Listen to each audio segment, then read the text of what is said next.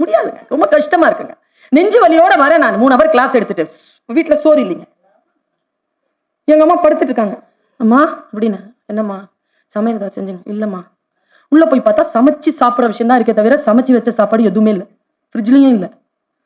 சரி கஞ்சி வச்சு குடிச்சிக்கலாம் அப்படின்னு சொல்லிட்டு அரிசி எடுத்து இப்படி போட்டேங்க பானையில். அரிசி இப்படி எடுத்து போடுறேன், தண்ணி ஊத்தல இன்னும். காலிங் பெல் நேரா விட்டுட்டு காலிங் பெல்ல திறந்தா, நான் இருக்கிறது மீசாப்பேட்டை, ராயப்பேட்டை. பிரியாணி அப்படி கிடைக்கும். அதுவும் அந்த வீட்டுல இருக்கிற வீடுகள்ல சமைக்கிற பிரியாணி, மட்டன் பிரியாணி பிரமாதமா இருக்கும் சார். வெஜிடேரியன்ஸ்க்கு கூட அவ்வளவு பிடிக்கும், சூப்பரா இருக்கும். அந்த வாசனையில கதை திறந்து அப்படி தட்டுல அலங்கரிச்சுட்டு அப்படி நிக்கிறா அந்த அம்மா கீழே. அவங்க வீட்டுல ஏதோ விசேஷமா 2 கிண்ணம், அதுல ஒண்ணுல ஸ்வீட்டு, ஒண்ணுல அந்த பச்சடி மணக்குது. அப்படியே பார்த்தேன், இது கனவா அல்லது நனவா? என் முன்னால் இருப்பது மண்ணுலக மங்கையா அல்லது விண்ணுலக நங்கையா அப்படின்ட்டு நேரா அதை கையில வாங்கிட்டு அப்படியே வச்சு ரொம்ப நன்றின்னு சொன்னா போயிட்டாங்க. எங்க அம்மா படுத்துட்டு இருந்தது எழுந்து உட்காருச்சுங்க. எழுந்து உட்காந்தாங்க, என்ன பார்த்தாங்க, அந்த சோரை பார்த்தாங்க, என் முகத்தை பார்த்தாங்க. ஒரு விஷயம் சொல்லவா, அம்மாக்களுக்கு நீங்க எங்கேயாவது இருந்தீங்க, போன் வருதுன்னு வச்சுக்கோங்களேன், என்ன செய்றீங்க அப்படின்னு கேட்டா வைஃப், தம்பி சாப்பிட்டியாடா அப்படின்னு கேட்டா அம்மா. போன் வந்தாலே அம்மா அப்படிங்கிறது வந்து சோறு, சோறுங்கிறது அம்மா. திட்டி திட்டி பேசினாலும் வட்டியில சோறு வைப்பா, ஒட்டி போன உடம்புனாலும் உசுர வச்சு பாசம் வைப்பா. தின்ன வாயில் திட்டினாலும் என்ன அவன் நொந்ததில்லை, கண்ட துணி கட்டினாலும் கண் கசங்க பார்த்ததில்லை. அதான் அம்மா. அது தூக்கிட்டு இருந்து எழுந்து உட்காந்துச்சு பார்த்தாங்க. சுல்தானா, உன்னை கடவுள் ரொம்ப நேசிக்கிறாரடி. இது அம்மா சொன்னதுங்க. ஏமா சொல்றீங்க அப்படி? கடவுள் நம்மளை ரொம்ப நேசிச்சா என்ன செய்வாங்க தெரியுமா? என்ன செய்வாங்க? சாப்பாடு கொடுப்பாரு. நீங்க வீட்டுக்கு போன உடனே அம்மா என்ன பண்றாங்க உங்களுக்கு? ரொம்ப நேசிச்சா சாப்பாடு தாங்க கொடுப்பாங்க. கடவுள் நேசிக்கிறான், அதனால உனக்கு சாப்பாடு கொடுக்கிறான் சொல்லிட்டு ஒரு வார்த்தை சொன்னாங்க. அதுதாங்க அனுபவம். இதெல்லாம் பாசம், இதெல்லாம் எல்லாரும் சொல்லிடுவாங்க. அம்மா சொன்னது இது வரைக்கும் வேற யாரும் சொல்லி நான் கேட்டதில்லை. கடவுள் உன்னை நேசித்து விட்டால் உனக்கு எப்படி உணவளிப்பான் என்றால், உன்னை எப்படி உணவு தேடி வரும் என்றால் மரணத்தை போல் தேடி வரும். நாங்க தடுக்கவோ தவிர்க்கவோ முடியாதாங்க. சோறு அப்படி வருமா? பசிச்சிருச்சுன்னா, கடவுள் உங்களை விரும்பிட்டாருன்னா சோறு அப்படி வருமா? மரணம் மாதிரி வரும். அப்படி நாங்க அந்த சொல் என்ன ரொம்ப டிஸ்டர்ப் பண்ணிருச்சுங்க. இத்தகைய சொற்கள் தான் என்னை உருவாக்குகிறது. ஒரு நாள் அப்படியே மனசு ஒட்டிஞ்சு உட்கார்ந்து இருக்கிற அம்மா சொல்ற, போராடாத போராடாத, சௌரி இருக்கிறார், போராடாத, அக வாழ்க்கைக்காக போராடாதே. துன்புறுத்துட்டாங்க யாராவது உன்னை கஷ்டப்படுத்துறாங்களா? போராடாத. கடவுள் கிட்ட கொஞ்சம் விஷயம், எங்க அம்மா கடவுள் நம்பிக்கை கொண்டது என்ன பண்றது? கடவுள் கிட்ட சொல்லு, அந்த ஆளு அங்க இருக்கிறாருல உனக்காக வேலை செய்யறதுக்கு ஏதாவது வேலை கூட, அந்த ஆளுக்கும் உனக்காக சில வேலைகளை அவரும் செய்யட்டும். போராடாத, விட்டுடு. உன்கிட்ட சத்தியமும் உன்கிட்ட நேர்மையும் இருந்தால் கடவுள் என்ன பண்ணுவார்னா, உனக்கு முன்னால் நீ யாரையெல்லாம் நீ உன்னை வருத்தப்பட வைத்தார் என்று யோசித்தாயோ, யாருக்கெல்லாம் நீ போராடினாயோ, உனக்கு முன்னால சோழிமாய் கொண்டு வந்து இப்படி போடுவான். அப்புறமா நீ அந்த சோழியை பார்த்து சொல்ல, கடவுளே நான் இப்படி சொல்லலையே, நீ யாரெல்லாம் நீ திட்டினியோ, யாருக்கெல்லாம் நீ போராடினியோ அவங்களுக்காக நீ பிரார்த்தனை பண்ண வேண்டியதாக போகும். எங்க அம்மா சொன்ன வார்த்தை. முன்னால பிச்சைக்காரர் இருக்கானா?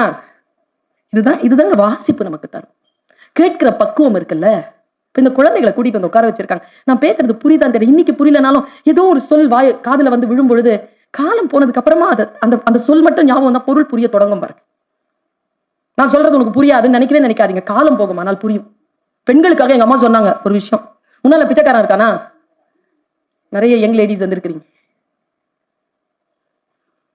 40 வயசு தாண்டதான் சிரிக்குது.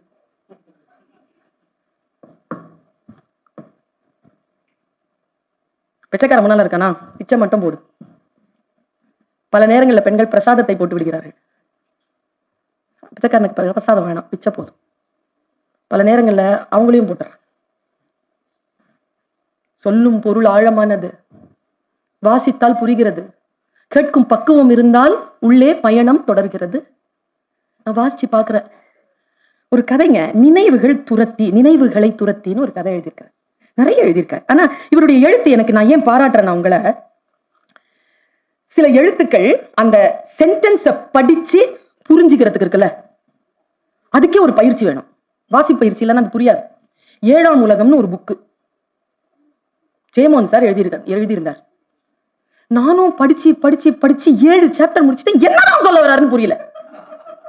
முடிச்சு போய் சேர்ந்து அப்புறமா தான் இதைத்தான் சொல்றியா நான் கடவுள்ன்ற படத்துல அந்த அந்த அந்த புக்கு தான் படமா எடுத்திருப்பான். நீங்க படிச்சு பாருங்களேன். அந்த ஸ்லாங், அந்த விஷயங்கள் எல்லாம் பயிற்சி இருந்தால்தான் புரியும். விஷ்ணுபுரத்தை படிச்சிடணும்ட்டு மல்லு கட்டி படிச்சு முடிச்சிட்டேன். அதுக்கு வாசகர் வட்டம்லாம் இருக்கு. நானும் PhD வெங்காய பச்சடி தயிர் பச்சடி எல்லாம் வாங்கி இருக்கிறேன். இன்னும் என்னால் அதை முழுமையான நிலையில் என்னால் இன்னும் புரிந்து கொள்ள முடியவில்லை. போராடுறேன், நான் புரிஞ்சுக்கிறதுக்கு போராடுறேன், திரும்ப திரும்ப படிக்கிறேன், முடியல என்னால. சில நூல்கள் அப்படித்தான். ஆனா இந்த நூல் எப்படி தெரியுமா? நான் ஒண்ணு சொல்றேங்க, மனிதர்கள் போலங்க நூல்கள், வீடுகள் போல நூல்கள்.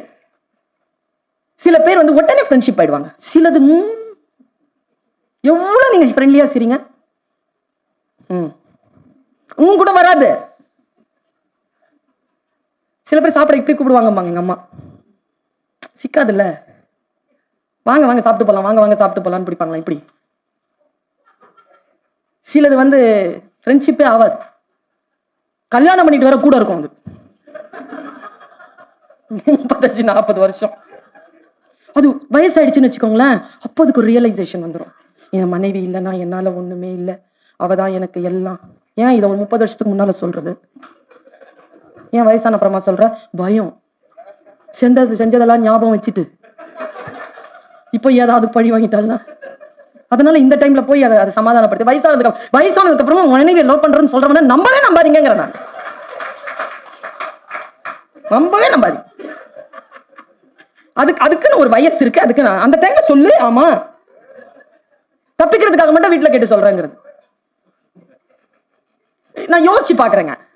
நம்முடைய வாழ்க்கை தான் நமக்கு பாடம்.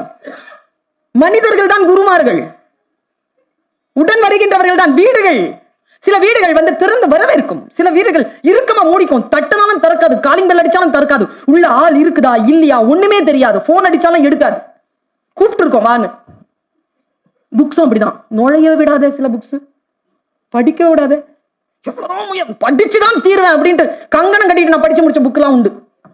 வீடுகள் போல் மனிதர்களை போல் கைப்பிடித்து உள்ளே அழைத்து செல்கிறார் ஒளிவண்ணன்.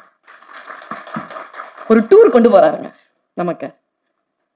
வாங்க வாங்க அப்படின்ட்டு கூட கூட்டிட்டு போறார். இந்த கனவு, இந்த உத்தி ரொம்ப நல்லா வந்திருக்கு தோழர் உங்களுக்கு.